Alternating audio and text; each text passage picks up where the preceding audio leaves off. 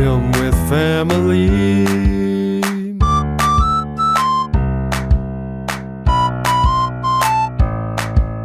Film with family. Film with family. They love their family. They love the movies. Hello, extended family. Welcome to this exclusive episode of Film with Family, Patreon edition. I'm Austin. And I'm Zach.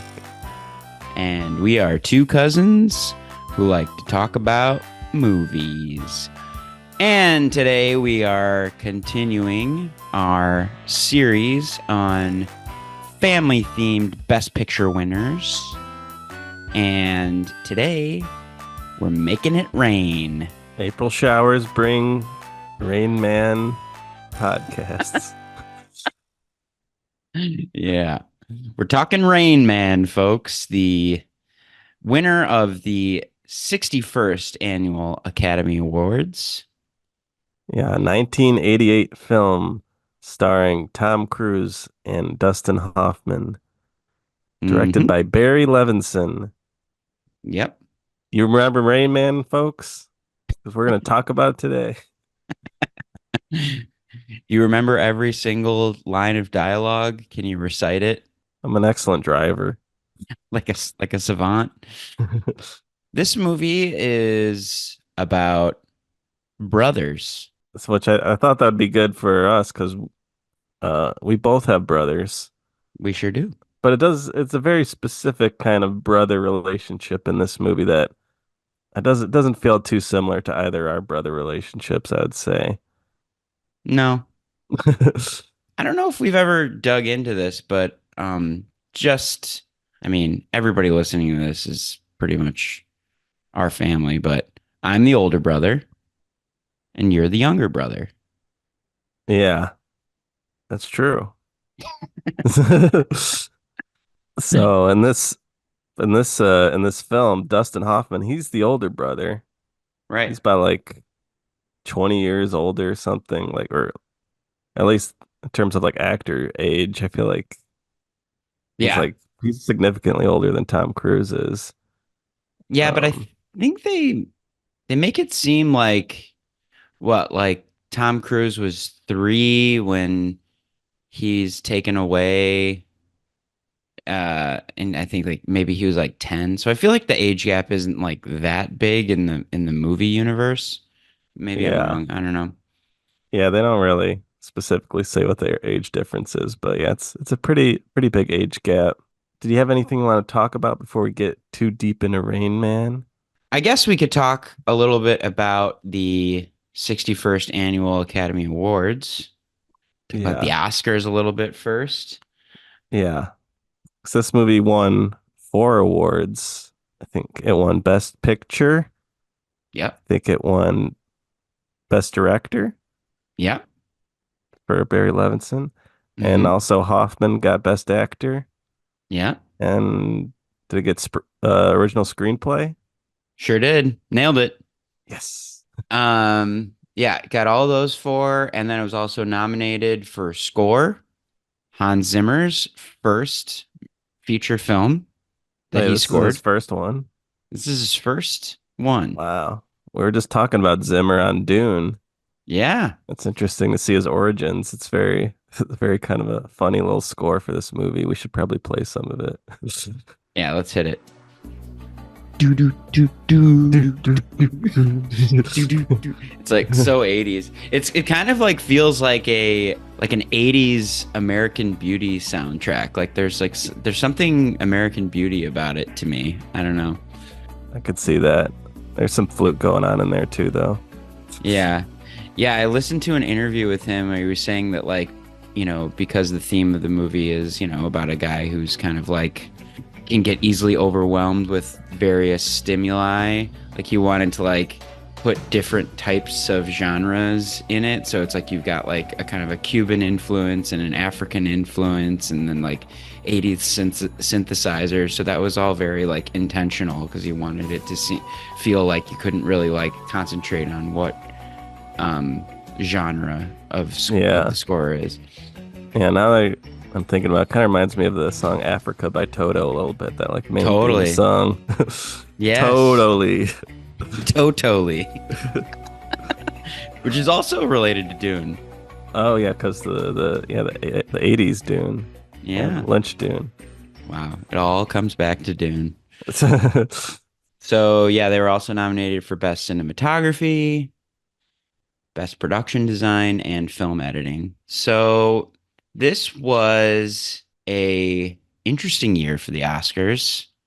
Um, I once again watched the archives of this telecast, and I was shocked to find out that this is the infamous Oscars with the Rob Lowe Snow White opening number, which Yeah. I've I've heard a lot about, but I never really watched the whole thing. Had you heard about this before I brought it to your attention? No, I think maybe I heard like some rumblings about it recently on the Blank Check podcast when they were just Oh, talking about okay. Oscar stuff. Because I guess there was no host or something for this year. Yeah, it was very awkward.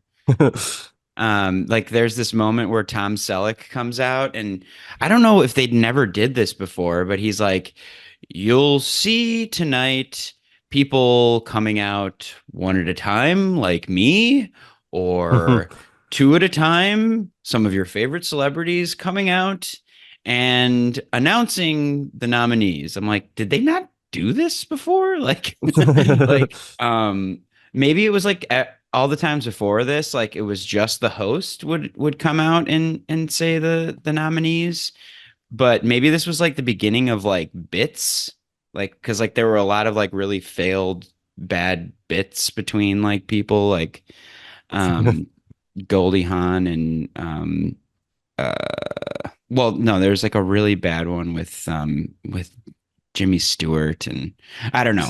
It was just there's a lot of awkward moments, but none Were there more any awkward. Yeah, go were there ahead. any good bits, or is it just like a train wreck from start to finish kind It's pretty much a train wreck from start to finish. of?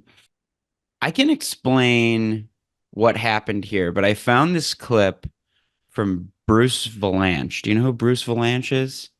Yes, yeah. Actually, I think I watched this clip today because I was doing my research Uh-huh. talking about this Oscars. Yeah, I feel like this is a great clip to break it all down. Yeah, I feel like he was a big guy. I remember him from Hollywood Squares or whatever that show was, a Yes, game yeah. show. I feel like I used to watch that. Bruce Yeah, Valanche is always there. odd character, odd duck, this Bruce Valanche. But yeah, apparently he did a lot of work for the Oscars, and I think that he lays it out pretty well. Alan Carr was the producer. And he was, of course, outrageous. And he produced Grease, the movie, and La Cage aux Folles on Broadway. And he was a big musical comedy guy. And he thought for the opening number, he had seen a show in San Francisco called Beach Blanket Babylon, which is still running. And he brought Steve Silver, the guy who had created that show, to Hollywood and asked him to create an opening number that would involve the cast of Beach Blanket plus a lot of Golden Age stars who Alan was going to round up, plus some young, hip, new stars who were all going to be in the number. The number would be set in the Coconut Grove, and Merv Griffin, who had started in the Coconut Grove, would sing his original song, I Got a Lovely Bunch of Coconuts. All the great stars would be sitting at tables while the youngsters were dancing and carrying on. And everybody would be involved in everything. And at the time, Beach Blanket Babylon was doing a show about Snow White. After the Dwarfs, what Snow White did. Snow White went to Hollywood and became a movie star. And that was what Alan particularly fell in love with. So they brought down the girl who was playing Snow White. And they continued the story. Snow White actually comes to Hollywood. And this was kind of based on a number that was being done in Beach Blanket Babylon. There were several problems. One was that it was the Golden Age stars were not as you remember them. They were all older and they kind of were brought in from Palm Springs. And it wasn't very glamorous to see Dorothy Lamour being carried across the stage under the armpits by two guys and wearing thick glasses because she really couldn't see where she was going. And Alice Faye and Tony Martin were older, and Roy Rogers and Dale Evans really didn't leave the table. And all of these people who had been legends in their times were not as you remember them. So instead of the audience going, "Oh my God, oh my God," oh, they were going, "Oh my God," and it was a series of those things. And suddenly, in the middle of it, out came Rob Lowe, and he and Snow White started dancing and doing "Proud Mary," which was, a hit at the time. But the idea was, it was so incongruous. It was like, what's Rob Lowe doing singing and dancing? What's he doing with Snow White? Who is that old lady in the background? Oh, that's Alice Faye. It was very strange. He goes on to say that 2 weeks later, the Rob Lowe sex tape came out. So it was like, this just like double whammy for Rob Lowe. Like he got panned in the Oscars, and then his sex tape came out. I'd say it's a real Surprised. low point for his career.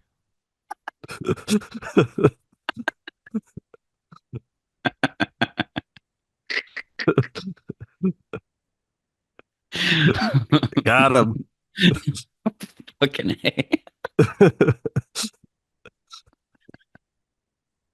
Oh my God. Okay. Should we play a little bit of the performance? Because it's just Yeah. as atrocious to listen to as it is to Yeah, I think watch. I think our listeners need to hear it. Yeah. So this is the very, very beginning of the Academy Awards. And now, ladies and gentlemen, here's one of the great legends of Hollywood. She's back with us tonight, Miss Snow White. Good evening. Oh, good evening, Mr. Archer. It is so exciting to be here tonight. I'm a little late, though. Can you tell me how to get into the theater? That's easy, Snow. Just follow the Hollywood stars. Follow the Hollywood stars? Oh, follow the Hollywood stars. That voice that she's doing is not good. Like a Mickey Mouse voice. You got stars with legs dancing around on the stage. Snow White's running through the audience, saying hi to Michael Giggling Douglas. and touching people. Kevin Kline does not look pleased. There are stars out tonight. Stars Grabbing that Michelle glimmer Pfeiffer's are hand. gleaming and bright. People all around going like, Jesus Christ. Stars for you, dear. Tom Hanks, Sigourney Sigourney Weaver, Dustin Hoffman, Rain Man himself. Yes, we only have stars for you. Getting close. All right, now she's on stage. Good evening, and welcome to the 61st Academy Awards. It's so exciting to be back in Tinseltown. I've missed it so. I remember the movie premieres at Grauman's Chinese Theater and the wonderful star-studded parties at the Coconut Grove. Why, I have so many wonderful, wonderful memories of my Hollywood. All right, let's fast forward to the Rob Lowe part.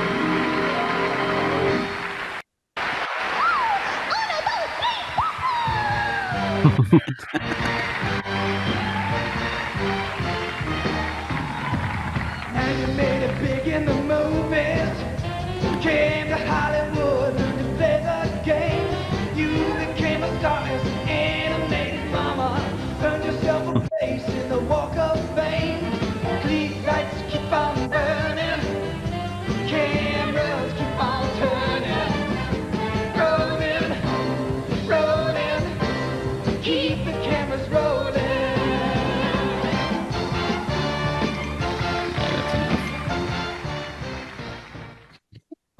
Oh boy. I mean, Is it really that bad? I don't know. I mean, like it is pretty awful. It's very cheesy, but they're saying that like, the beach blanket Babylon that it's based on, it's like it basically was this. I mean, maybe not appropriate for the Oscars, but Yeah.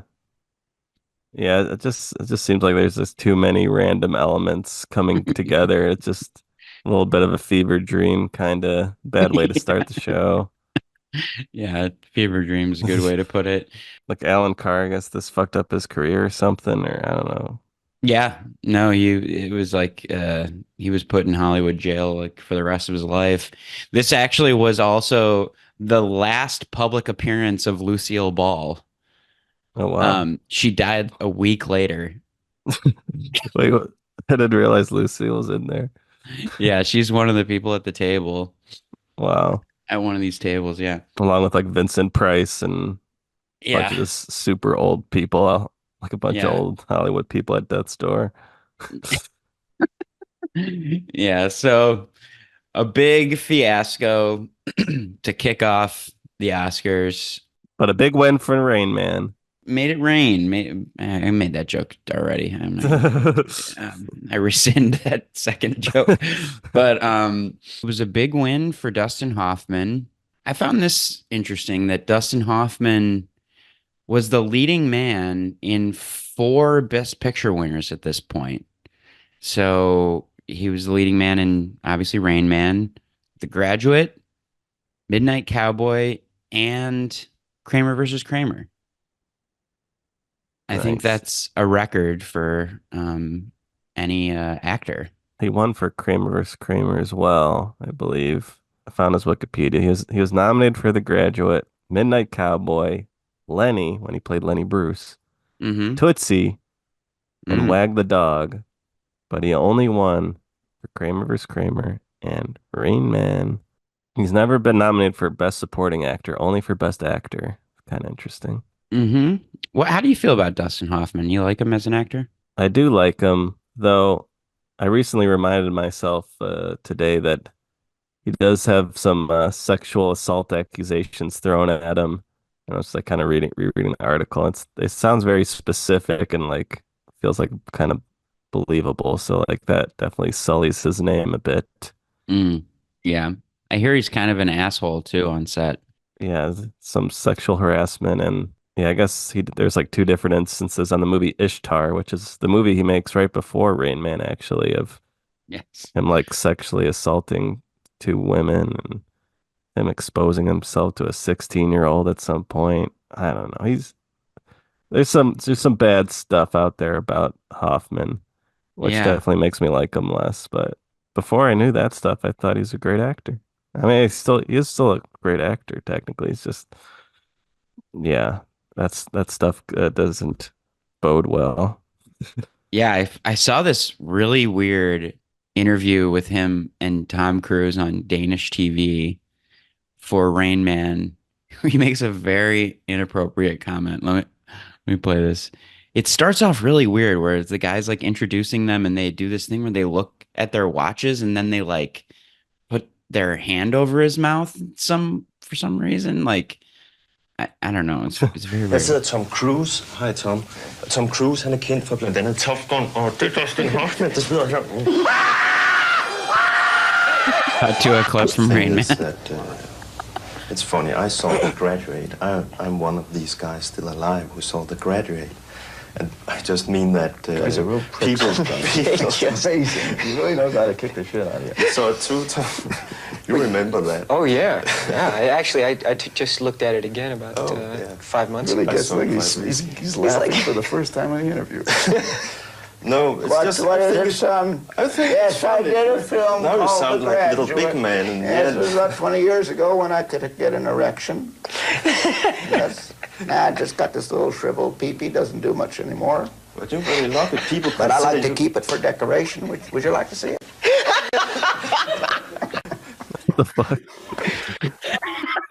Cruz loved it. The guy's like, I'm one of the only people still alive who've seen The Graduate. It was a weird comment to make. It like wasn't that long ago at this point. Yeah, I have mixed feelings about Dustin Hoffman. I think he like, he seems like a dedicated actor, but he's never really done it for me personally. I just like um Didn't like him as Ratso Rizzo in The Midnight Cowboy. well, that's what I was gonna say is like Midnight Cowboy is one of my favorite movies ever. I think he's brilliant in that movie, but I feel like everywhere else he like really underplays himself. Like where he's like very kind of like subtle to a fault, I feel like. I just recently rewatched Sphere, which was a big film for me when I was like 10 or 11. That was like a very formative Really? film going experience. Never even heard of Sphere. Yeah, it's also a Barry Levinson movie. Okay. Would they Um, reunite for Sphere? they reunited for Sphere. And it's a sci-fi movie based on a Michael Crichton book about like a spaceship that lands in the ocean and team of like scientists go down to check it out and there's a sphere, a big old sphere in there. Wow. And Is it it's a bad sphere? Is it a good sphere? no, you'll find out. You don't want to spoil Sphere real quick? I mean, it's like it's odd. It basically like they go in there and the sphere like decides who to reflect, and if you're reflected in the sphere, you go inside it, and then basically you can like manifest your imagination. And so like Cool. if you have like certain fears, it'll manifest your fears. Or like Samuel L. Jackson is reading like 2000 Leagues Under the Sea and he manifests like hundreds of the copies of the book in cabinets. Like because he's thinking about the book, I guess. But like yeah, like Dustin Hoffman's character has a fear of jellyfish and the sphere ends up like talking to them through a computer, like they like decode a computer and they like name him Jerry. And so, like they just keep talking like Jerry, don't get mad. Don't get mad at us, Jerry. Do they manifest jellyfish to scare Hoffman or Yes. Yeah. good? So Queen Latifah gets killed by a horde of jellyfish. So would you say it held up on a rewatch? It's fun. I was like, this is cool. Yeah, I'm like, it doesn't have the same pack the same punch. I think some of the enjoyment I got out of it was just watching it again and having like the nostalgia attached to it. I do like Hoffman in I Heart Huckabees. I think he's funny Yes. in that movie. Also in the Meyerowitz stories, more Hmm. recent Noah Baumbach movie. I really liked him in that. I'm not a huge Hoffman head, but I feel like he's a solid actor. Yeah. Yeah, he's okay. But he's no Tom Cruise. I'll say that. I Yeah, like I feel like next to Tom Cruise, he pales in comparison.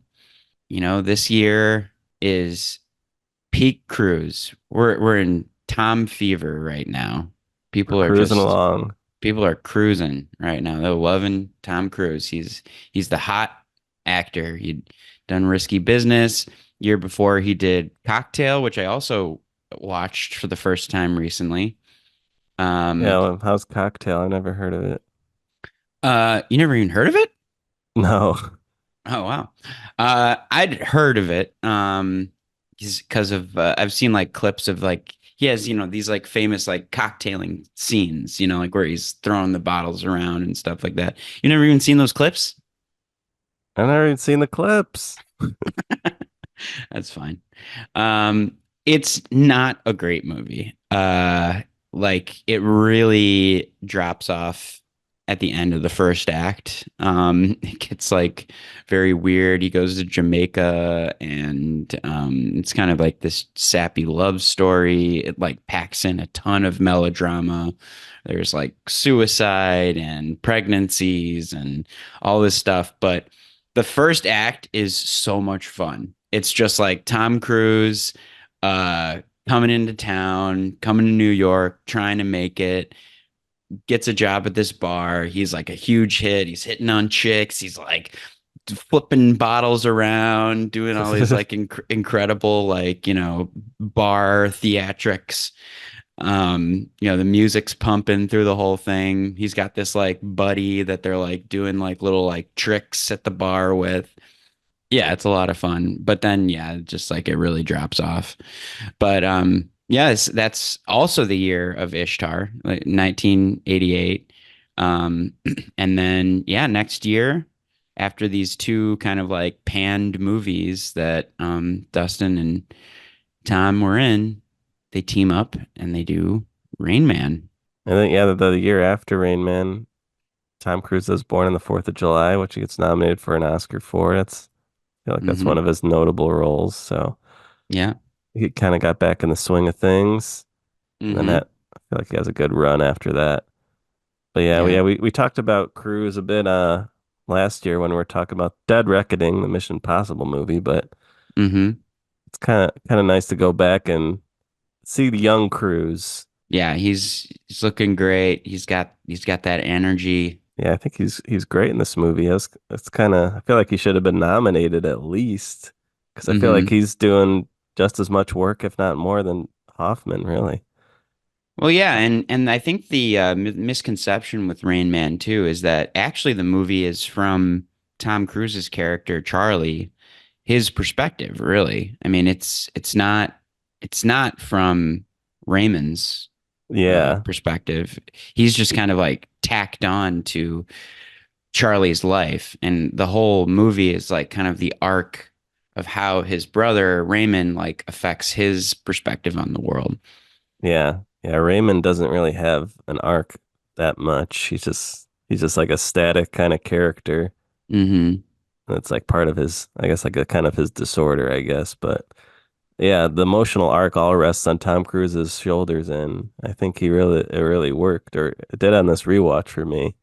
Hmm. I was in tears at the end of this movie, Yeah, yeah, it's an emotional ending. and I think it's Tom Cruise that sells the emotion. Yeah. So I think Tom Cruise is great in this movie. Hmm. Hoffman, I think, does a fine job. I don't know. Have you seen Rain Man before? What's your history with Rain Man? No history, never seen it. I remember my dad uh always telling me about the scene where he farts in the in the telephone booth. He's like, "Oh, fart, fart." That was your Uh, dad's favorite scene. yeah, you tell me about that. But other It's a than good that, bit. I'd never seen it. It was my first time. Yeah, I feel like it's kind of like a big pop culture reference or just like anybody somewhat kind of autistic or weird, like they'll be like, "Oh, he's a real Rain Man" or something. Hmm. Yeah, people, even if you haven't seen the movie, I feel like there's like a general awareness of like that's its reputation, I guess. Hmm. But yeah, I guess like this is really the movie that put autistic people on the map, or like I don't know, there was really no representation for this kind of disorder Yeah. until this movie. So Yeah. I feel like I got to give it some props for that because nobody was really aware or talking about it until that point. Yeah, and I feel like, it is polarizing in that way. People have mixed feelings about it in terms of, does it accurately portray the autistic experience? Like, was it appropriate for Dustin Hoffman to be playing an autistic person when he's not himself, obviously? But according to some reviews and some people, who are closely associated with the community, he did a fine job. Yeah, it seems like people that are autistic or know people, like they seem like, yeah, this feels pretty accurate in a lot of ways. That Hmm. maybe it might be like it is kind of extreme because they are like he has like so many different kind of eccentricities, and as they say, autism is a spectrum. So, there's so many different variations of different types of you know, traits that you can have. Hmm. So it can't portray all the whole range of different types of autistic people, but you know, it feels like this is believable as one type of person could be like this. And yeah, I guess he based it off a couple real life people, and Dustin Hoffman like met some autistic people that can kind of base it off that. And you know, it Hmm. seems like it was decently well researched, and the guy who wrote the script also like had like some personal connections with autistic people that he was kind of basing it around. Yeah, I guess they based it off this one savant guy named Kim Peek. Hmm. I started watching like a documentary on YouTube about it called The Real Rain Man. Hmm. And yeah, he's just like Rain Man's character. He just has incredible recall ability, just has an encyclopedic mind. There's like a Hmm. scene of like him on stage and like just a line of people just like asking him random ass trivia questions or very specific things, and he just knows it off the top of his head. And Kim Peek, he kind of looks like Michael Moore playing into our sicko episode that just dropped. Yeah. It seems a little, I did catch a little bit of that Kim Peek stuff, and I don't know, it was a little off-putting to me. It just like seemed like he was like treated like a circus act, some like Yeah. sideshow, or just like come and ask a question to the amazing encyclopedic man. Like Yeah, that definitely seemed like a weird thing to like have an event where a bunch of people show up and just ask him questions. like as an autistic person that can't be comfortable. And I don't think that's very comfortable to anybody actually. It's just to like Yeah. sit you in a chair and it's like, okay, people are just gonna ask you random questions. But I don't know. Yeah, Maybe he they got made it paid seem well. like he seemed to enjoy some of the Yeah. notoriety or fame he got from it, I guess, but maybe Yeah. not. I don't know. Yeah. I mean, I'll say that, Dustin Hoffman's performance in this is obviously iconic. Even if you haven't seen the movie, you know Rain Man, you know about Dustin Hoffman's performance, most likely. But watching it in the context of the full film, I found it a bit annoying. I didn't really buy it. And I feel like maybe it is also that it's so embedded in my head as to like what the character is, the way you like definitely like that, all that stuff. I know that from seeing clips and just it being a part of culture. So watching it, I don't know. It wasn't selling it for me. I read a review at the time by Pauline Kael, and I feel like she fucking nailed it as to how I was feeling. I'll read a few quotes here. She just goes for the fucking jugular. Jeez. It's it's wonderful. Uh, she writes, Dustin Hoffman is humping one note on a piano. Well, Like, that's how she starts it off. He's accepted as a harmless, endearing alien, ET, an autistic drag. Uh, in his mind's eye, he's always watching the audience watch him. That's that really resonated with me. Is it just felt like I'm gonna really go for it in this performance. Like he is trying to wow the audience with his ability to, you know, become this disabled man. And then one other thing is like, actually, autism here is a dramatic gimmick that gives an offbeat tone to a conventional buddy movie, which I agree with as well. So I don't know. I feel like I have mixed feelings about it. I think that Tom Cruise kind of saves the movie because he does like add the emotion to it, which clearly Dustin Hoffman's character is restrained from doing because of his character. But I don't know. I felt his performance a little cringy here. Like, I mean, I think that this performance did put it on the map of playing a disabled character as Oscar bait, yeah. right?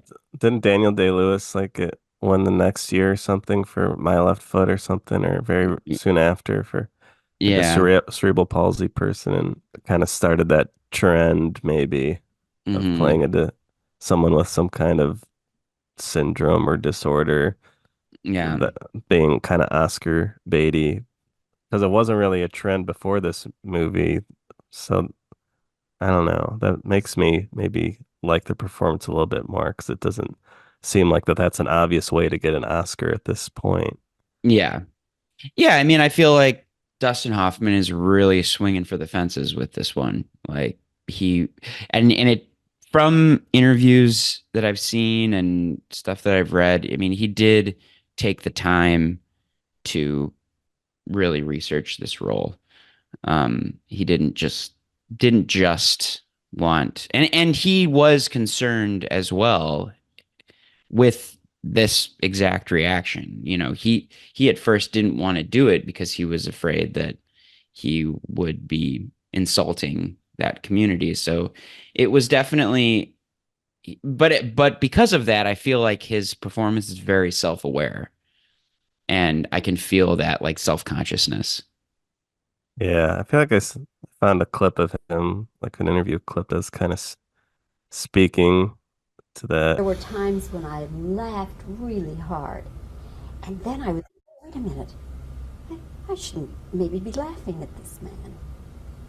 Was that a problem for you ever, that you would fear that autistic people or their parents would think that the movie was making fun of them? That was my feeling when I first started researching, because I would be amused by, I'd be in a home. I was in a lot of homes. And I'd be in the company of an autistic person, and they'd be with their, because though I was meeting the high-functioning ones, because that's what I was playing, that is only maybe less than 1% of all autistics, they were still dependent on their parents and still living with them. Most of them, one person, a very small percentage, are living independently. One person that I based that I kicked off of is actually living with another retarded person, and they both have jobs in the community, which is the ideal situation. But when I would be in their company, there'd be times where I'd be amused, and I'd want to start laughing, and I felt it inappropriate. I'd look at the parents or the brother or something, and I'd see them laughing. And in a sense, we see that. And they told me, if you're going to do this movie, don't be too sober. Don't be afraid. I mean, that's a part of life. In the beginning, one of the beginning scenes, when you first see me in the institution, the attendant, the man I refer to as Vern, V-E, I spell his name out, he laughs at something I do. And in a sense, it tries to be a signal to the audience. I've not seen it with general audiences, but there's been one or two cases where they've screened it for a general audience. And for some reason, when it's a large number of people, they walk in and they laugh and they go with it. And the movie's intended to be that way. I got comfortable with it, with the laughing as it went on, Dustin. So I guess I just needed a little time Yes. to realize. But I mean, I think Rain Man is funny. I'll It laugh. does. I'll laugh at him or laugh with Yeah. him. Yeah, it definitely has some funny moments. The fart scene, of course, is very funny, which I think was improvised. Yeah, I find some things, little things that his character does to be pretty endearing. Like whenever he goes, "Uh-oh," or Yeah. just the way he just says, "Yeah." Yeah. One of the biggest I don't know. laughs up laughs of the movie is when Tom Cruise is like fighting with his girlfriend about like, is he using Raymond? And he's like, "Am I using you, Raymond?" And he's like, "Yeah." He's like, he's answering to something I said 30 minutes ago. I don't know. I really like Yeah. that bit. I So, love Tom Cruise's anger in this movie. Like it's just like, son of a bitch. Like, and it's got that like oh, the echo. echo at it. Yeah. Yeah, that's a good scene. But real quick, so the way that I watched Rain Man is I got a DVD somehow. I really don't know how I got this DVD. I think it's one day Drew for my birthday just surprised me with a stack of random DVDs. It was like Vin Diesel's The Pacifier and Rain Man, I think, was in there. So it came with this like little booklet, and in it, there's like a description of the movie. Maybe I'll read that to kind of give our audience an overview. It talks about the car, the 49 Buick Roadmaster. They Um, they road trip around in. and it talks about choosing Cincinnati as a place to film, and then the 2 weeks that they spent in Oklahoma City and in Vegas.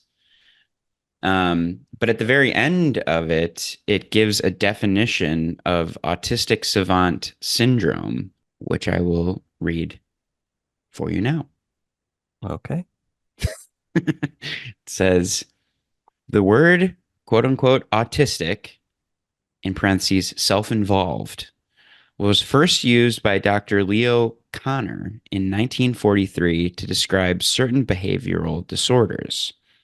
Autism is a rare disorder occurring 4 to 5 times in each 100,000 births, and in males 4 times more than females. Even rarer is the savant syndrome. About 10% of autistic people are considered savants due to the fact that they demonstrate certain mental abilities that often surpass the level of genius. Initially, people like Raymond were called idiot savants from the French word savoir, which means to know. As the term is inaccurate as well as degrading, the condition is now simply called savant syndrome. Yeah. Yeah. Yeah. Should we do Definitely about autism. Definitely. But yeah, it's like there's other movies I was thinking about that kind of attempt this. I mean, of course, Forrest Gump, which I don't know what Yeah. disorder Forrest has, but it's kind of an autism, right? Yeah, I don't know if they really specifically say what his deal is. We got Sean Penn and I Am Sam, Awakenings, Robert De Niro, What's Eating Gilbert Grape, Oh yeah. Leo DiCaprio's kind of breakout role when he was super young. And then it also, of course, reminded me of Tropic Thunder. Oh yeah, the Robert Downey Jr. Right? Well, that speech, the don't go full retard, but Yeah. what that's referencing is the movie, the fake movie that it's in is called Simple Jack. Is is Ben Stiller, the movie that he's like famous for in the movie where Yeah. he like plays a mentally handicapped person.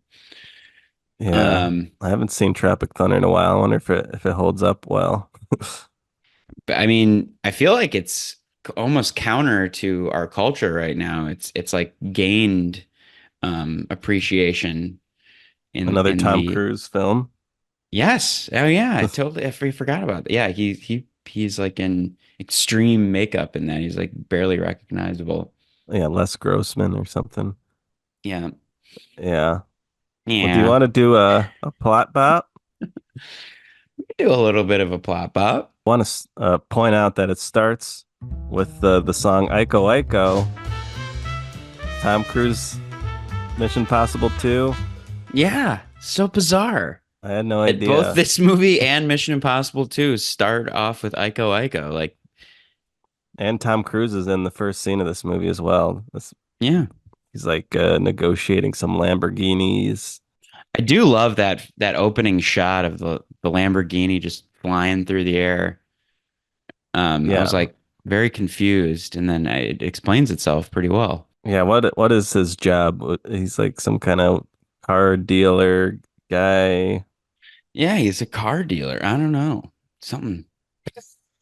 Yeah, it seems He's like he's like negotiating costs for foreign cars, and he's sort of shady with it because there's like certain EPA regulations for these cars, and he's trying to yeah, they like didn't pass the skirt carbon emissions and right, and he's trying to like skirt those. So you get the sense that he's like kind of struggling a little bit, kind of getting by with the skin of his teeth. It's like crunch time for some kind of Lambo deal. He's working out. He's stressed out. He's fudging the numbers. Yeah, he's a no nonsense boss of two people in a giant warehouse. Yeah. And one of them is his girlfriend, I guess. Yeah. Works with Yes. his French girlfriend. Um, Is she French? I don't know. She kind of has an accent. Yeah, I thought she was Italian. Okay, maybe she's Her name's Italian. the actress's Vaguely name. European. Valeria Golino. Yeah, I guess that Yeah. sounds kind of Italian. Yeah, she's Italian for sure. I do like her in the movie though. She's Yeah, pretty she's good. great. Yeah, she's good. She's good. She's hot. She adds she's kind of like tempers Tom, Hmm. sort of like his voice of reason. Yeah, and I like that at the beginning, the movie there, you get them like kind of driving together, and Tom Cruise isn't talking, and she's like, "Well, let's talk about something." It's like, What do you want to talk about?" I'm just thinking, Hmm. and yeah, it gives you a good sense of Tom Cruise just being kind of emotionally disconnected, or yeah, something like that. Yeah, and the Hans Zimmer score is very prevalent. I'll say that the DVD transfer that I had was like very like it seemed like a direct 35 millimeter transfer to DVD because it was like very grainy and warm and a little faded. And I sort of liked that. It was good. Yeah, I like this kind of like crackly look to the film. Yeah, I Um, watched it on Tubi with ads, so not maybe not ideal, but it was felt like a crisp transfer. But yeah, they find out on this drive, or he gets a call that Tom Cruise's dad just died, or is that yes. is that like him finding out that his dad just died right then and there, and he just like Yeah. doesn't he like has like no emotional reaction to it, just like Yeah. fuck, turns the car around. And he heads towards the funeral, goes to Cincinnati, where I guess he's from. Go to the house, and they see that he's been left this car and some rose bushes.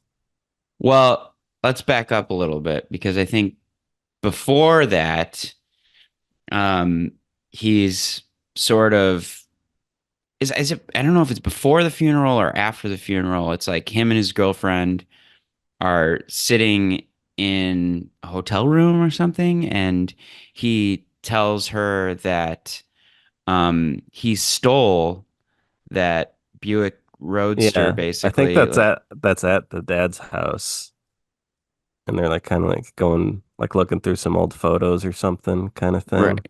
Yeah, but it's I think it's before he's goes to the guy the Right. will. Yeah. But anyways, so he explains this story. Okay, you want to hear a story? I'll tell you one story. No, I'm just saying. You know the convertible in the garage, his baby, that and the goddamn roses. Yes. The car was off limits to me. That's a classic I'd say. It commands respect. It's not for children. 10th grade, I'm 16 years old. And for once, I bring home a report card and it's almost all A's. I go to my old man, can I take the car out? You know, take the guys out in the Buick, sort of a victory drive. He says no. I take it anyway, I steal the keys, I sneak it out. You took the car with no permission. Yes, we're on Why? Why then? Because I deserved it. You know, nothing I did was good enough for this guy. Don't you understand that? We're on Columbia Parkway, 4 kids. We get pulled over. An accident. Pulled over. Woo, woo! What is pulled over? Police? Yes, police. Can I finish? Yes. He called in a report of a stolen car. Not his son took the car without permission. Just stolen. Central Station, the other guy's dad's bail him out in an hour. He left me there 2 days. He left you in prison for 2 days? 2 days. Were you scared? Yeah, I was scared. Left home, I never saw him again. Charlie, after a year we've been together, this is the first time I've heard this story. It's strange, right? I mean, how can you keep all this inside you, not say anything? When I was a kid and I got scared, the Rain Man would come and sing to me. Rain what? You know, one of those imaginary childhood friends.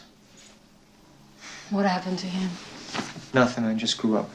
From there, he goes to like basically get read the will, and he is bequeathed the car that ruined their relationship Mm-hmm. and rose bushes. Mm-hmm. When he says that and he's like all flustered because then he says, and then the rest of the money, which is what, $3.5 million, I think it's just like 3 million. 3 million goes to a trustee that he can't like reveal who the trustee is. And Tom Cruise is obviously really upset and he's like, "Oh, I definitely got the rose bushes. Definitely got the bushes." He's saying definitely. I Yeah, was like, "Oh, yeah. you're So just like touch of the setting it up." Raymond. Yeah, he's got a little touch of the Raymond. Um, it's like a little foreshadow to his brother's It's like, condition. I was like, I'm not angry. I got rose bushes. Definitely rose bushes. Definitely rose bushes. Definitely rose bushes. Yeah, that's a good scene. Cruz really selling the anger as he's good at doing. Yeah.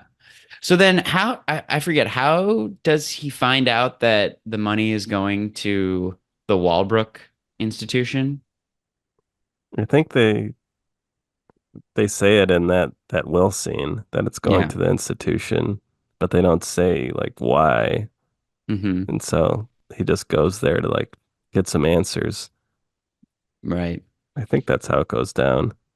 Charlie and Susanna drive to the Walbrook Institute to figure this thing out. And there he meets Dr. Bruner, who is, I guess, the head honcho at this institution and was a friend of his father's. Dr. Bruner is played by this guy, Gerald R. Mullen. This guy look familiar to you? Nope. Well, you've seen him as Dr. Harding, the Triceratops doctor in Jurassic Park. What? Yeah. He's the guy who's examining the sick Triceratops. Just like in one scene in Jurassic Park, basically. Yeah. Nice. Um, It's a good pull. and he's also like a producer for a bunch of Spielberg films, and he was the executive producer for Twister. Nice. Yeah, I Um, actually heard Steven Spielberg was set to direct Rain Man for a while, mhm. but then I guess he decided to do Indiana Jones and the Last Crusade instead, Yeah.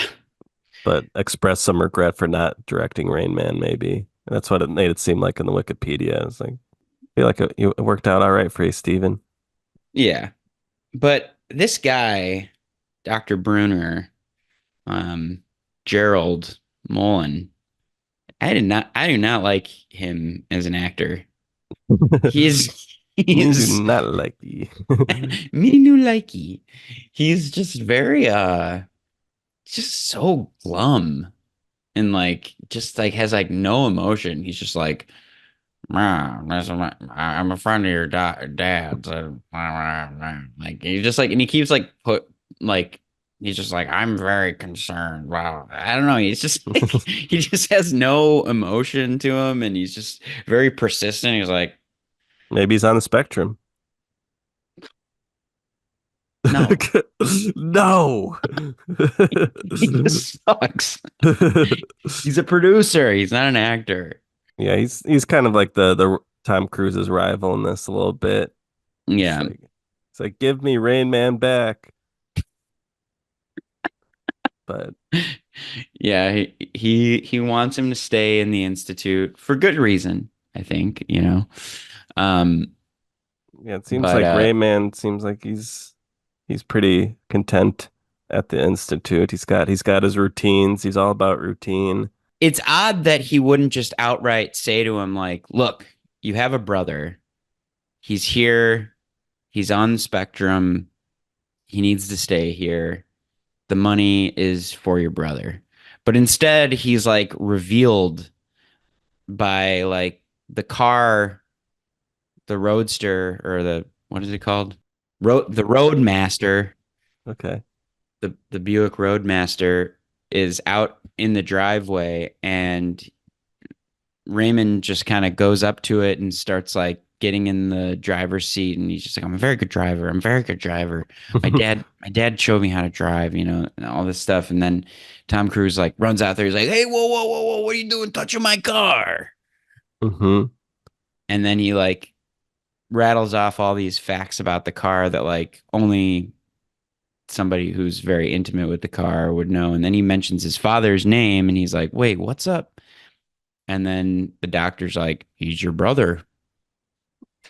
He didn't know he had a brother his whole life. Yeah, he's his His long long lost lost brother. brother. That's crazy. Yeah.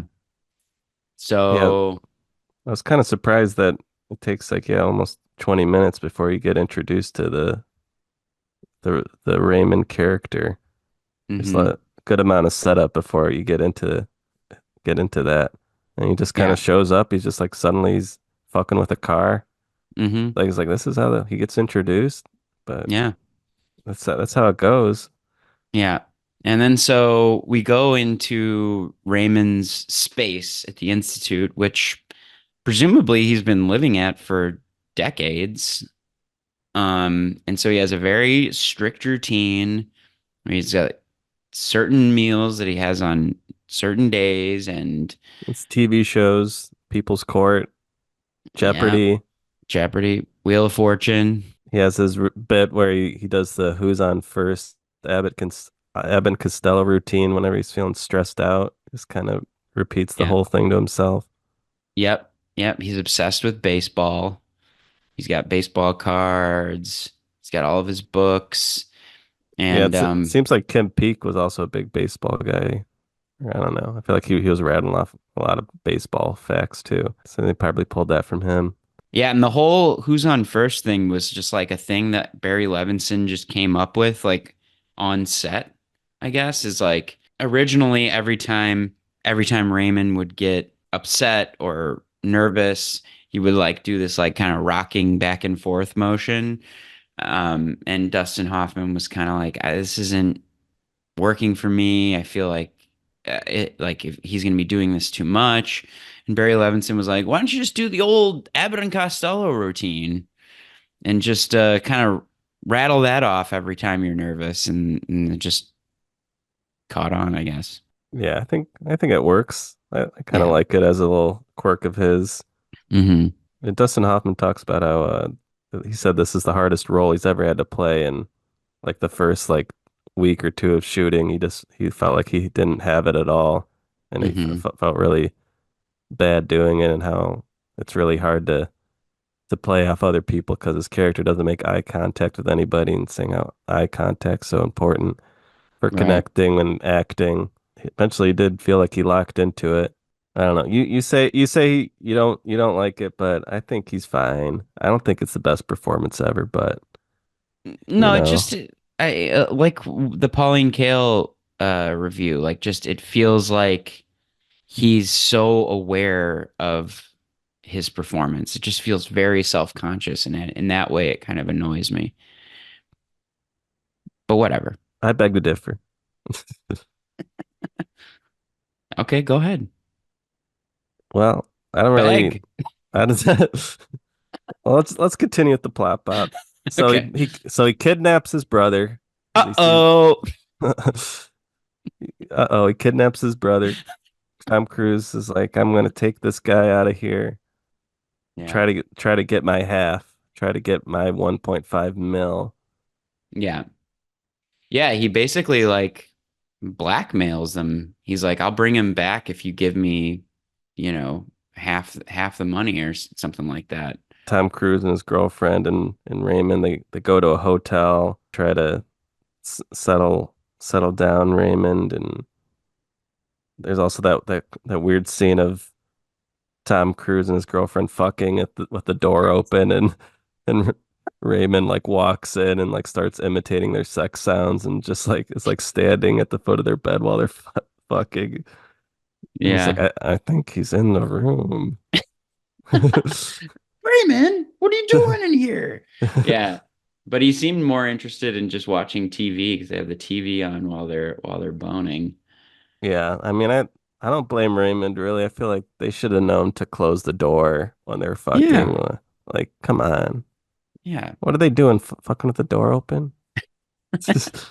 Yeah, I mean, they don't seem to have much, well, especially Tom Cruise doesn't really seem to like respect Raymond's condition in Yeah, any way. he calls him a retard a couple times at the beginning of the Yeah. movie.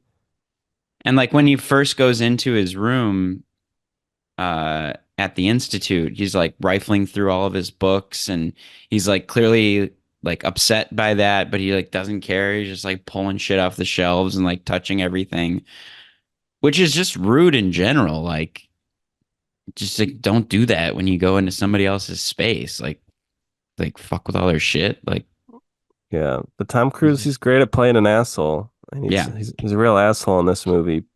But I do think he sells the progression of like kind of letting his guard down over time and really kind of letting Raymond into his heart. And, I think there's a very good subtle arc that you get from Tom Cruise's character. And I Yeah. think he does a great job selling it by the end of the movie that he does actually care for Raymond, even though for a good chunk of the beginning of the movie, he's so frustrated and annoyed by all of his behaviors and is just trying to use him for money.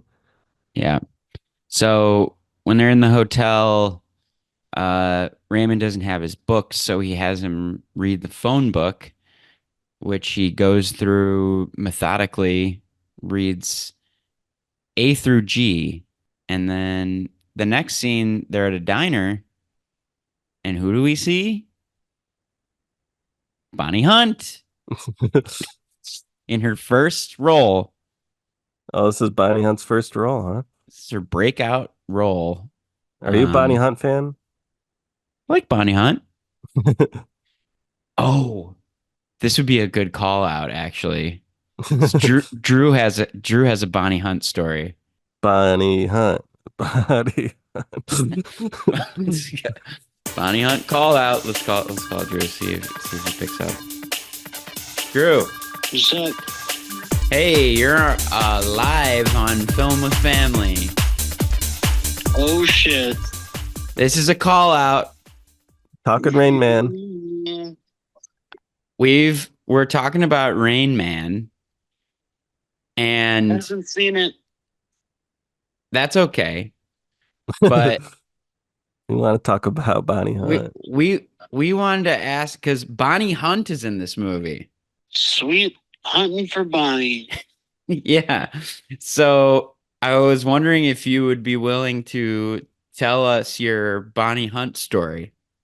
Sorry to catch you off guard here, but I didn't want to tell the story myself.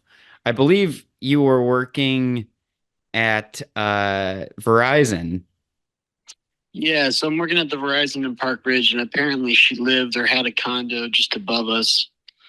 And she never came in, but she did come in with like a huge hat and the big sunglasses and very much trying to hide her Bonniness because people are hunting for her, and that's gotta be tough. But she came in, she was just like talking about accessories. And I was just like, oh, we've got these things. There's this weird little product that we had called Love Handles. Okay. And it was just like some weird thing you put on the back of your phone so you could hold your phone a little easier. And she was like, Love Handles. And I was like, yeah, it's just a little thing we do to be like, oh, look at that. Isn't that funny? She got a big kick out of it. Got Bonnie to laugh real hard. I got a laugh from Bonnie. And she left. And my coworker was this dude who was from like the south side of Chicago. And he was like, who is that? And I was just like, that's Bonnie Hunt. And he was like, who's Bonnie Hunt? And I was just like, I don't know. And they showed him pictures. Like, oh, he's like, is that bitch from Beethoven? And I was like, yeah, that's a bitch from Beethoven. And he was like, I figured that's how all white people's house was, It's just you let some big ass stupid dog come in and make a big mess, and it's just that's how their lives are. It's like, that might be the funniest thing I've ever heard. He's like, I hated this dog. Thought I had a better life than I, and it was pretty dark. It was also really funny. Yeah, and then so you told me that joke, and then we were like, we gotta find Bonnie. We gotta really talk. We gotta find Bonnie. How are we gonna get her? Is it go on a little hunt? go on a good Bonnie hunting? Yeah. And so we wanted to make a short film of us hunting for Bonnie called Good Bonnie Hunting. Good Bonnie hunting. Yeah, I'm sorry, a little cough card. Film family. Yeah. All right. Well, thanks, Drew. That's all I wanted. Good Bonnie hunting, brother. Yeah. Have a good Bonnie hunting. A good Bonnie hunting. Bye. Thanks, Drew. Nice. He met Bonnie Hunt in Verizon store. Yeah. And the diner scene, they spill some toothpicks. Yeah. Oh yeah, we should also say that the girlfriend, like, they get in a big fight with Tom Cruise, and she leaves because he's being an asshole and doesn't like. He just openly admits to her that he's just like kidnapped his brother so he can get half of his inheritance, and she finds that to be really gross, which is reasonable, and she leaves, so she's out of the movie for a while. So it's just him. It's just Tom Cruise, Charlie Babbitt, and his brother Raymond Babbitt. And they're trying to get to the Babbitt brothers. They're trying to get to Los Angeles, I guess, to like, so he can get custody.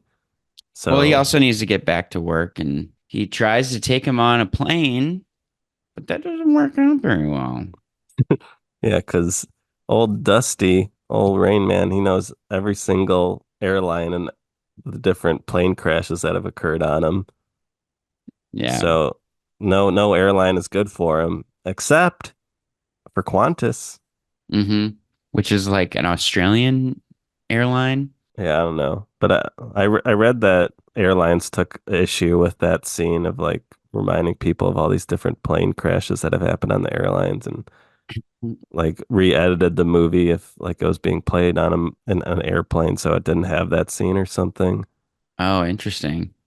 Yeah. But yeah, so then they decide, yeah, they got to road trip it from Cincinnati to Los Angeles. Airplane's not going to work because they can't find a Qantas flight to Los Angeles. Qantas is the only good airline. Yeah. So also, yeah, one of his quirks, just going back to the diner scene, is that he eats with toothpicks, which is why she needs to pull out the toothpicks, and they drop the toothpicks, and he immediately just can see that there's 246 in a box of 250 that are on the ground, and Bonnie Hunt's character is like, there's 4 left in the box, and it's like, maybe this guy can count things very easily. Yeah, but what could he do with that information? Yeah, we'll find out. Maybe he'll play in later. So they're driving, but this is also an issue for Raymond because they get to a part in the highway where there's a traffic accident, and he's like, very dangerous, gets out of the car and starts walking aimlessly. And Tom Cruise's character has to kind of like wrangle him back into the car, which these scenes, like the scenes where he just kind of walks off and Tom Cruise doesn't really know what to do, those are like the biggest tension moments in the movie. You're like, oh shit, he's gonna get him back. Yeah, we got a loose Raymond on the Raymond on the loose. I'm always like, ugh, get him. Yeah, it's tense. But basically, we basically covered the main setup. It's just like basically a road trip movie from here, and there's just like a lot of little scenes of all the ways that Raymond likes things done is causing roadblocks or slowing down the road trip. Yeah. There's that one crazy scene where like he like needs to see the People's Court at 5 o'clock, so they just like knock on the door of some random house and like Yeah. they try to like present themselves as a Nielsen family like Yeah. representative or something, but Hmm. then Rain Man blows that, and then Tom Cruise like, look, we just need to really watch this TV show. Just let us in. He's gonna freak the fuck out, and they're And they nice enough do. to let him in. Yeah. Just watch TV with this whole family of children with Yeah. this wild man. Yeah. That's in the Oklahoma scenes, which they actually, yeah, did shoot in like this small little Oklahoma town. There's some clips on YouTube from like the local TV station talking about um their their encounter with this little town because they were just like, nothing was going on in this Oklahoma town, and so, the whole town came out to like watch the filming of these scenes, and it shows Dustin Hoffman being like real friendly with everybody, and then they and then they cut to like Tom Cruise like looking like hot shit with his sunglasses on and just like surrounded by people and just like all right, and like, and Mr. Cruise rushed off to his trailer. Like, Yeah, so they watch Wapner. well, just want to say before that, there's a crucial scene where they go to like this rural doctor, um, who kind of like diagnoses him as a savant and like tests his knowledge, like by saying like, what's 500 times 968, and he just boom gives it off, and then, but he's like, how much is a dollar? Is a dollar equivalent to like $10? And he's just like, yeah, yeah. So he's just like, he's great with numbers, but he can't really conceptualize, the cost of a dollar or something like that. Yeah, that's like an early thing. It's like, well, isn't that ironic? He's got $3 million and he doesn't understand the concept of money. Isn't that Right. ironic? That's what Tom Yeah. Cruise is saying. Doesn't understand the concept of money. Huh, how about that? How about that? And then, yeah, the road trip continues.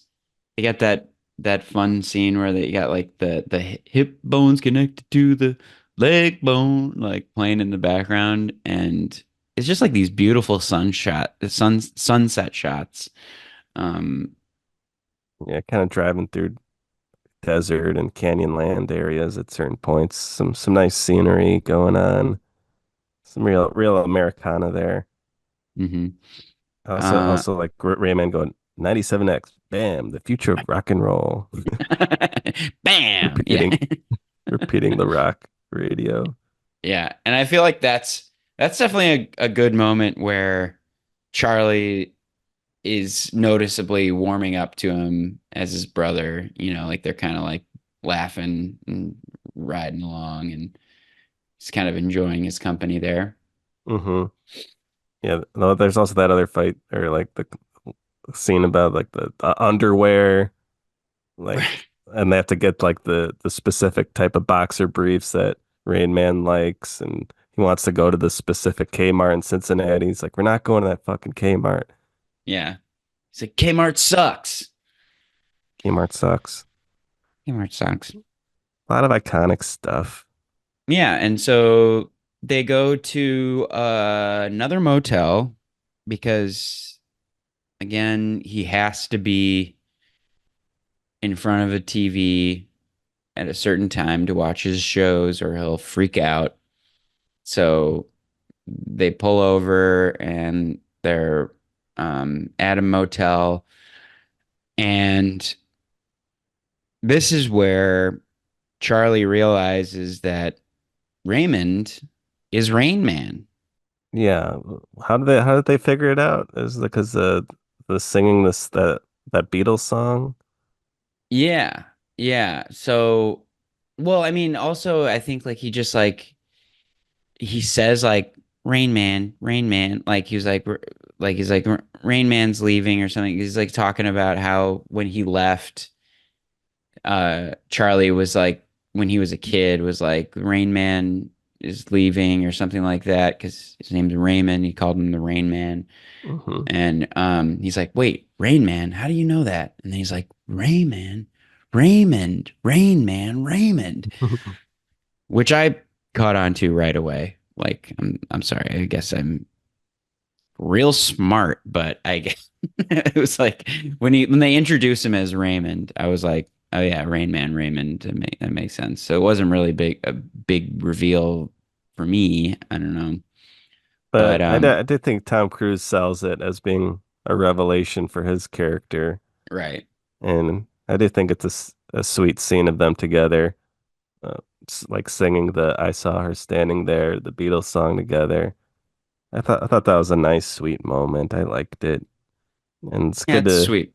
you get to. It's nice the scenes where they get some bonding, have like a nice connective moment. But then that's usually like directly after that, like something will set Raymond off, and then he just like freaks out. So like Hmm. anytime there's like a nice moment, like I'll get disrupted by something bad. In this case, it's like the hot or like the tub, Hmm. like the water turning on, and then that really makes him freak out. I guess like some repressed memory about Tom Cruise as a baby getting burned by hot water. Like it's like Yeah. hot water burn baby or something. Yeah, yeah, and he's freaking out and he's like, "Oh, he must have hurt me," you know.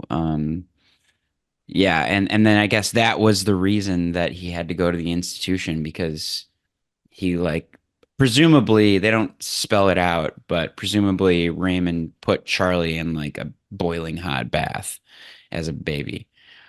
Um, Yeah, it's kind of vague. Like you don't know if like what exactly happened there, or at least yeah. I was kind of confused.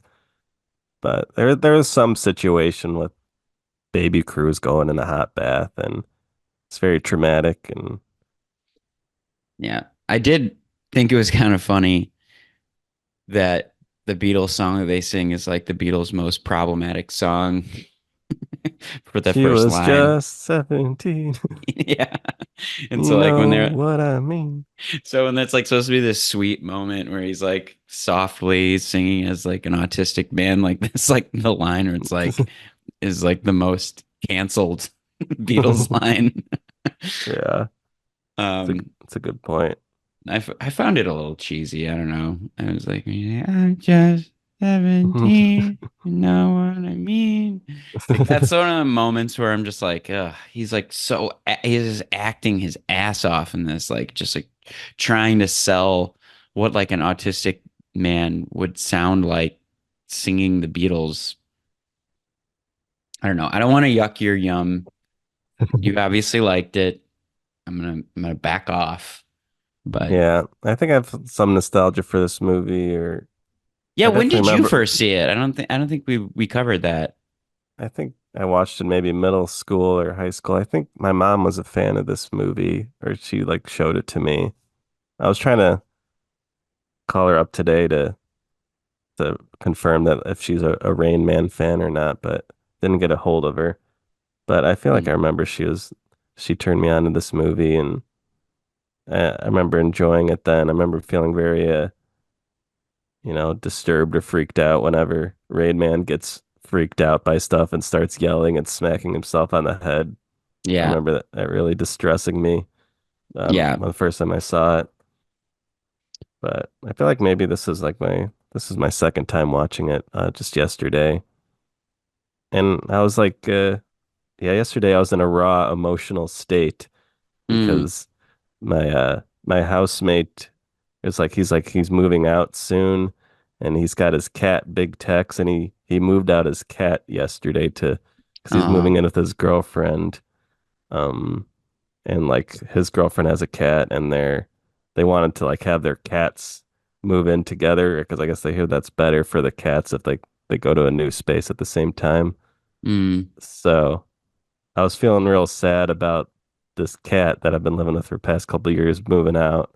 Uh, And I was crying about it earlier, and then I saw this uh, movie and I was just in a raw emotional state, and this movie's got a certain sweetness to it, and I was yeah. crying to Rain Man. So I feel like I was just in the right kind of headspace to accept the kind of schmaltziness of this movie. Yeah. Fair. So I I think like that's Big that that Tex. He was that's a nice cat. I'm sorry you lost him, but I'm sure you'll see him again. yeah. I mean, I can visit him for sure, but yeah, he was great. He's a sweet boy. And your Loved it. cat, Ganoush, probably is missing him too. Yeah, she definitely seems confused right now. It's like feels like anytime there's a sound, she's like, "Is that Big Tex?" But yeah, it's kind of sad from her perspectives. Like, can't really explain like why Mm-hmm. her buddy that she's known since she was a kitten is just gone all of a sudden. Mm-hmm. So yeah, Mm-hmm. I'm it's sorry. sad. It's a sad weekend, but I hope I'm excited. I'm gonna be moving into my own spot in a week, so All right, yeah. I found a spot in Hamtramck, so I'm excited to, you know, I've never had my own place, so that'll be exciting. Yeah. I saw your dad yesterday. He's in Chicago right now, or he might have just left, but I saw Uncle Mark and Grandma and Yeah, me and I forgot that they were doing that trip. Yeah. yeah, and so me and Rian and Drew and your dad and Grandma all hung out and had some lunch yesterday. It was nice. And your dad was telling me about you moving into a new place, and your dad was like, I hope he can do it. He's like, he's never lived alone. He's like, it's gonna take a lot of discipline. I was like, oh, it's not so bad. And your dad's like, well, I've never lived alone, Oh, really? which is interesting. Yeah, I guess I didn't know that from his perspective either. Hmm. But I'm feeling ready for it. I mean, I'll have good news, so I won't be totally alone, so I'll be Yeah. fine. Yeah, you have And a and kitty. also I got buddies in Hamtramck. Hmm. I'm excited to be close to them. Hamtramck, But where I grew up, or well, where I you was were kind of born? born there. Yeah, Yeah. that was our first house was in Hamtramck. That's a little Moving on. backstory on my how I was my emotional state when I was watching Rain Man and That's fair. I wasn't nearly in that kind of a state watching it. I was just kind of doing my homework. yeah. Yeah. It's hard not to such a good word. Yeah.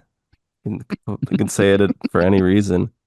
But yeah, So, eventually yeah. you get to the diner and there's the jukebox there and Rain Man is rifling through all the jukebox thing and it's kind of annoying Tom Cruise.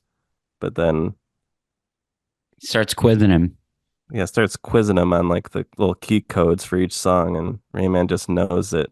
Yeah, I guess that's what inspires him that like, oh, this guy, there's some money making opportunity.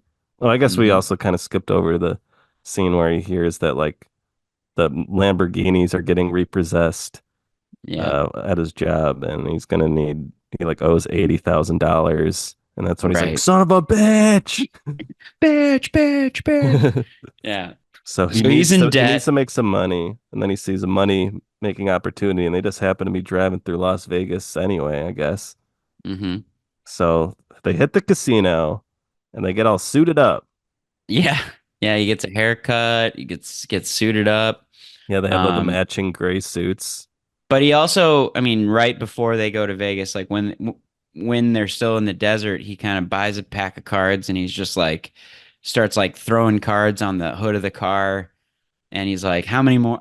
He's kind of teaching him how to count cards. Hmm. Um, he is teaching him how to count cards, Yeah, and so that's why they go to Vegas. He's like, "We're gonna make a killing. Let's do this. Let's suit up."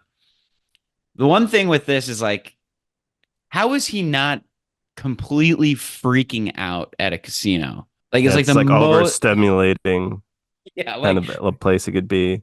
like the most overstimulating thing you could ever put like somebody in that condition. They make tons of money at blackjack and poker with Dustin Hoffman counting cards.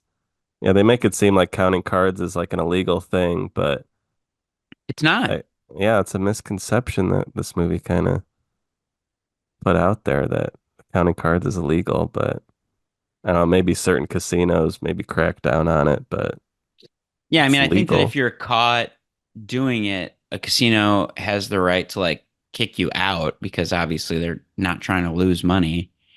Um, Hmm. But if you're smart about it, like it's not illegal. Yeah, they get It's caught in the just movie though, and they're just like, you can take your money, but just like don't go to any more casinos in Las Vegas or something. Or yeah, he's just like you gotta go. it's like we're onto your scheme. We got video of it. It seems like Charlie really starts to value his brother more once he realizes he can make him money. Yeah, that's true. It's like that definitely makes them like him more for Hmm. sure. And they definitely do some real bonding in the Las Vegas scenes. And Hmm. also the scene of them dancing together, which was another sweet scene that I liked. Yeah. I think the dancing scene works better than the singing the Beatles song. But yeah, because there's like a hooker or something that's like trying to pick up Rain Man, and she's like, it's just like, what are you doing here? It's like counting cards, Yeah. counting cards. She's like counting cards. Yeah, we're counting Okay. cards. Even though Charlie was like, do not say this to anybody. He breaks the He rule. gives it away right away. But he's trying to prepare for his date, and like, I need to learn how to dance. And Tom Cruise t teaches him how to dance at the Las Vegas Rain Man suite, and Hmm. that's a nice scene. Though like Charlie tries to give him a hug at the end of it, and then he like freaks out like, ah. And Yeah, it's like, yeah. I was just trying to give you a hug. I just felt like giving you a hug. It was kind of an aggressive hug though. Didn't you think? Like Tom Cruise like really like kind of like yanks him. Yeah, he could have been more tactful for sure. But seeing how he was so tender and slow with the dancing lesson, it's like, come on, Inexplicably, Susanna comes back. Like she's how? back. Yeah. First of all, how did she know they were there? Yeah, that's And kind of weird. why is she in Vegas? Like, just all of a sudden, girlfriend's back. Yeah, she's like, well, I lost the job, or I don't know. Yeah, It's a little inexplicable, but yeah, then they have that scene with her and Rainman in the elevator where they have a little elevator date. very weird, very off-putting. Like, she stops the elevator and like she's like, "Have you ever kissed a girl?" And like, it has this really awkward scene where she kisses him and he's like wet. It's very wet. If the roles were reversed, or I mean, like the gender roles were reversed, can you imagine? Like this movie would be thrown in the trash for that scene. Like if it was a woman, autistic woman who like a guy like stopped the elevator and was like, "Have you ever kissed a man?" Like Mhm. it's just like it's fucked up. Like I'm just like this is not right. Yeah, I mean, I could kind of see in her head like why she thinks it's like a nice thing to do, because like it's like this guy's probably he's never danced with a woman, he's never kissed a woman, and she was feeling bad that he got stood up at this like date he was kind of excited for, and like wanted to give him something, but it is weird. Then he shows him the Abbott and Costello uh bit. He finds a VHS and they're watching, and I noticed that again, like kind of showing that maybe these two brothers are more alike than they seem is when he's watching it, uh, Charlie is eating the cheese puffs with the toothpicks. Did you notice that? No, I didn't pick up on that.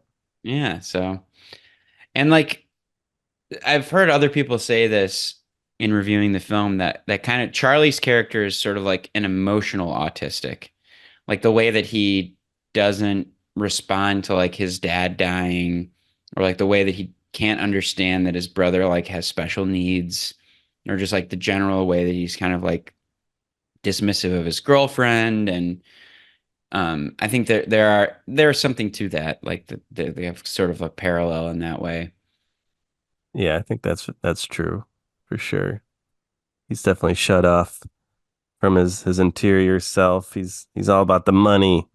Yeah, He, and he has his tantrums too. hmm Yeah, they're brothers. They got some similarities, Of course, yeah. as brothers do, and Yeah. that's a good thing to point out. And there's like a scene where like where the the Wahlberg guy comes back, or is it a phone call or something? When Tom Cruise is like getting more pissed off at the fact that nobody told him that he had a brother. He's like, I don't care about the inheritance anymore. It's like what I'm really mad about is that nobody fucking told me I had a brother. Yeah.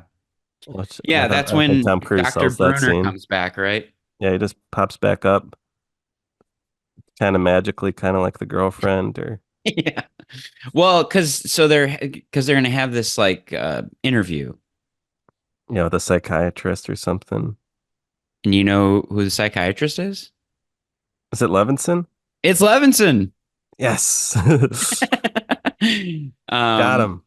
yeah, director himself.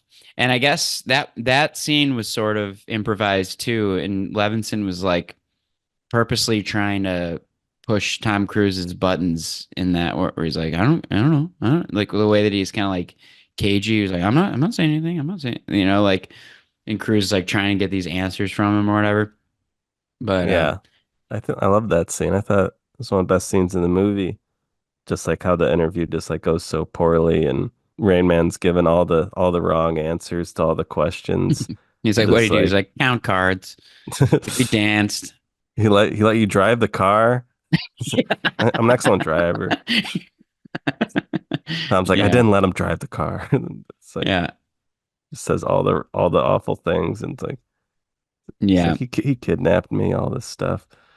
Dr. Bruner is like very callous with Charlie, and he's just like, you're not capable of having a relationship with him. And he's like, he's your brother in name only. This is my family. I made a connection with him. I learned more about him in 6 days than you have like in years. Which might not be true, but Yeah. like it's like right before that climactic scene, like they just like go to a diner and like they have like a little line about like the syrup getting there before pancakes and Hmm. it's like Charlie Babbitt made a joke. And it's like that's like their big connection right before the Yeah. the thing. Yeah. And then you have this, very emotional, pretty iconic scene of Charlie and Raymond like connecting heads. And My main man. yeah, my main man, Charlie. He calls him the main man. It got to me. CHARLELIE. Main man. Main man, Charlie. Um, Yeah, and Tom saying, I like having you for my brother. That got me weeping. I was like, oh my yeah. God. I like having you for my big brother. Yeah, that definitely choked me up a little bit too. And Tom really sells it in that moment. And I really bought it. yeah, Thought it was very sweet. yeah, it's very sweet. And then, they, Raymond goes back to Walbrook. yeah, it's very kind of like anticlimactic. You do have him repeating Kmart sucks, which is Yeah. funny. And then, yeah, like he's just kind of like one for bad, two for good, we're talking about the cards or whatever. And he's just like, yep. And then he just like walks away into the train and pulls off. And then like that's literally the end of the movie. Credits Yeah. roll. Yeah, I didn't find it anticlimactic. I thought it was a fitting end and Tom's like, I'm gonna go visit you in 2 weeks or something. Hmm. So it's like get the 14 promise that days. yeah, they're gonna continue their friend their brothership. But Hmm. but yeah, I mean if you just look at the stuff that Tom did, and he listed off, it's like, yeah, of course he shouldn't get custody of his brothers. He did a lot He he did a kidnapped lot of him. he did a lot of bad stuff. It wasn't good for him. He kidnapped him He kidnapped him. He was trying to for money. He was blackmail him for extorting him for millions of money. dollars. Yeah, Yeah, it's like, of course it wasn't going to work out for him, and I'm glad that it doesn't because he shouldn't be. I don't think that would be good for either of them, but I don't know, just I feel like it's enough emotional, uh, you know, I don't know what the word is, but emotionally satisfying ending for me, just like to feel like that they like each other and that they have created a bond now that didn't exist before. Yeah. I found it to be very sweet and moving and made me cry. Mm.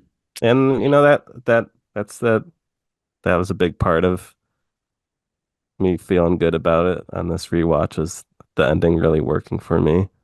Yeah. But Yeah, it is kind of a long movie, and there are some scenes where it's like, oh, you could have cut this. This feels like kind of a repeated beat, or like it just like kind of hits like some of the same notes over with their relationship. But yeah. I don't know, you kind of do need to spend the that amount of time with them to really to make the ending feel satisfying, I think. So in that way, I think it works. Just compared to modern films, that ending would be way more dramatic, right? It would be them, like holding hands and the train pulling away slowly and seeing him in the window or something like that. Whereas this one's just like, okay, bye. He Yeah. just like goes to the back of the train. Yeah. Um, but I don't think that's a bad thing. I think that actually is a credit to the film. That they just kind of because he's lacks an emotion and understanding for something like that. He's just like, all right, back to Walbrook. Yeah. It kind of reminded me of earlier in the morning when I was like saying goodbye to Big Tex because Big Mm, Tex doesn't know what's going on with him or he's just a fucking cat. yeah. But I was like having a tearful goodbye with him and he's like Hmm. kind of unaware of what's happening. And then Exactly. like that was like kind of like an echo of that in this movie with so that also was making me emotional. Hmm. But Oh, Big Tex. Big Tex, he's You kind should of he's on the spectrum perhaps. you should remake Rain Man and call it Big Tex. You and Big Tex on the on road. on a road trip. I bet he would be a good actor. He's very compliant. He'll can do anything to him. Yeah.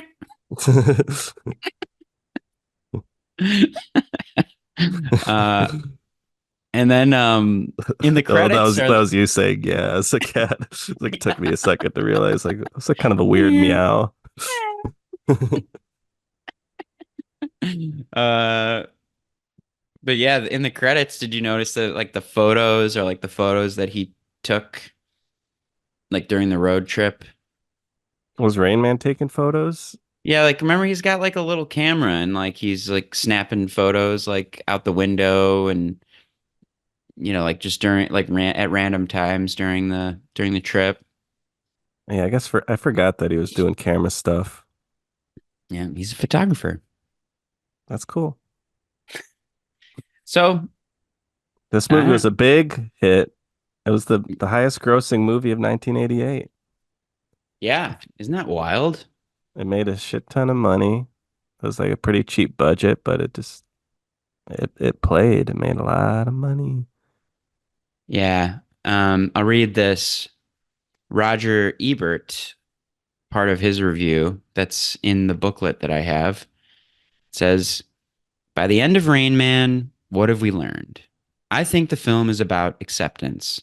Charlie Babbitt's first appearance in the movie has him wheeling and dealing in the face of imminent ruin, trying to control his life and the lives of others by blind, arrogant willpower. What Raymond teaches him is that he can relax, but because try as he might, he will always be powerless over other people. They will do just about what they choose to do, no matter how loud Charlie Babbitt screams. Raymond has a lot he can teach Charlie about acceptance, even if it is the solitary thing he knows. Yeah, acceptance. Yeah, that like he doesn't have control over everybody. Yeah. What do you think it has to say about family? Going back to our theme. Well, I mean, I think that, as different as you may feel you are to a certain family member, be it your brother or your sister or mom or your dad Or cousin. or cousin, you actually have a lot in common. Hmm. And, you know, Charlie teaches Raymond a few things, and Raymond teaches Charlie a few things. and they're both better for it in the end. I'd say so. And it does seem like maybe Cruz has maybe some regrets about maybe totally shutting out his dad because it like in the will of the dad is kind of like he made like a few attempts to reach out to Tom Cruise's character Hmm. and uh Charlie Babbitt just totally ignores it. Yeah. But I don't know, maybe he would have been told about his brother if he would have actually like listened or like accepted those call outs and stuff. Hmm. So maybe don't shut out your family just because they got you arrested one time. I mean, he was a dad. He was trying to teach his son a lesson. And he's a Yeah, little, he's a little he's a little brat about punk. it. Yeah. Yeah, and he continued So, to be a brat as an adult, hmm. but he learned to be more tolerant and more Hmm. patient and more loving through the help of his brother Rainman, The Rain Man. the Rain Man, Oscar Yeah. Best Picture winner. 61st annual Academy Awards. You're big on American Beauty. I was not so big on American Beauty. I'm up on Rain Man. You're kind of down on Rain Man. Yeah. We're taking a journey here. Yeah, I mean, I think we were both kind of middle of the road for both of those pictures. Like you were kind of like 2.5 for American Beauty. I'm 2.5 on Raymond. Hmm. I don't think I don't think it's bad. I think it's, worth a watch, but I Oh, just think well, I'm getting a call.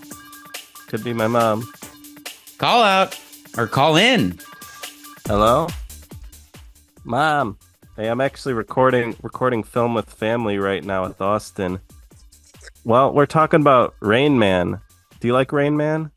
Yeah, I didn't. The first time everybody saw it, they just were like, it was so unusual. It was the first time we'd ever seen somebody like that. Yeah, I was gonna ask you that. I was like, was this the first time you ever been like were aware of an autistic person kind of thing? Absolutely. And we thought they were great because of the way he could count. And it was like a super genius, like Hmm. superpower or something, the way he could see the matches fall and count them all immediately. And, um, you know, I don't know, just everything about it. Unless you knew somebody like that, you didn't ever see it till you saw Rayman. Yeah, I feel like you showed me that movie and said like, "Oh, this is a good one." That's it. Don't you think? Yeah, I rewatched it yesterday and it got me very teary at the end. I was moved by Rain Man. Yeah. And then it's one of the nice roles for Tom Cruise where he's emotional and, it's, he turns in that movie, how he can't stand him at first. And then after that, he sees, oh, yeah, it's teary. I'm thinking of it now. But you can call me later. I've just come back from sales and sitting down, taking it easy. Me and Ruben are done running for today. But yeah, I'm glad I wanted to get your thoughts on Rain Man because we're talking about it and I remember you introduced it to me. So, Ask me about it. well, do you have any like specific lines or scenes that really jump out to you? Well, I know we were all shocked at the sex, Tom Cruise having, sex and nudity in that movie. We just weren't ready for it. It was all, first it was, at least I wasn't. I was into the Rain Man thing, and then suddenly, whoa, isn't he in the bathtub with some chick or something? And Or yeah, you don't really see any nudity, but they're in bed together and like they have their door open and then Rain Man kind of just wanders into their room and starts imitating their sex sounds and they're like I think, let me see about the lines. I have to think for a minute, but well, you like Wapner when he's talking about Wapner and the people's court too. So when he said 10 minutes to Wapner, he starts flipping out. I mean, I was almost that bad. When we were traveling somewhere, your dad's like, "We're not going to get there by the time Survivor's on, or whatever you want to watch. So settle down." I'm like, so maybe I'm autistic. I've been thinking about that. yeah, well we were watching Love on the Spectrum together the other week and yeah. Probably on the spectrum, whatever. Yeah, we're all on the spectrum. It's okay. It's a spectrum. Okay, talk to you later. All right, love you. Bye. Bye. Bye, Aunt Donna. It was good hearing her. Yeah, that was perfect. Two call outs in one episode. Well, a call out and a call in. A call in. Yeah. Nice. Wow, you're getting your values on this. Your money's worth on this episode. That's where your $1.99 goes. You get two personal phone calls from the family.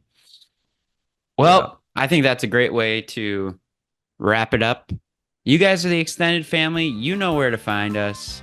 We're on Facebook. We're on Instagram. We're on YouTube. And you see us right here exclusively on Patreon.